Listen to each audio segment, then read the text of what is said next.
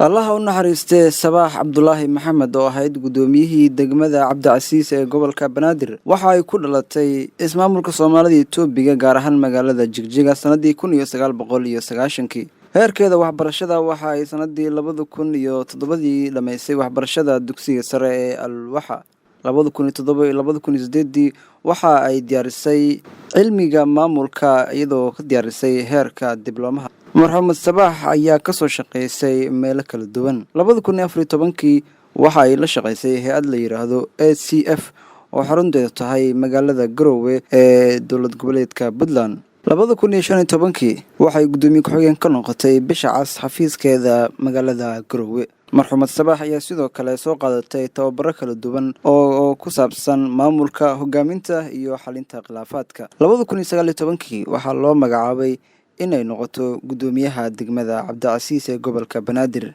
Allahu naxariistay marxuumad Sabax Cabdullaahi Maxamed waxa ay ahayd haweeney dhalinyaro ah iyadoo dhalinyarada gaar ahaan haweenka ku borin jirtay inay ka dhaweeyaan hamigooda dhanka qoyska marxuumad Sabax Cabdullaahi Maxamed waxa ay ifka kaga tagtay hal caruur ah marxuumad Sabax Cabdullaahi waxa ay kamid ahayd mas'uuliyiinta naftooda ku waayay weerarkii kooxda argagixisada Al-Shabaab ay ku qaadeen xarunta dawladda hoose inna lillahi wa inna ilayhi raaji'uun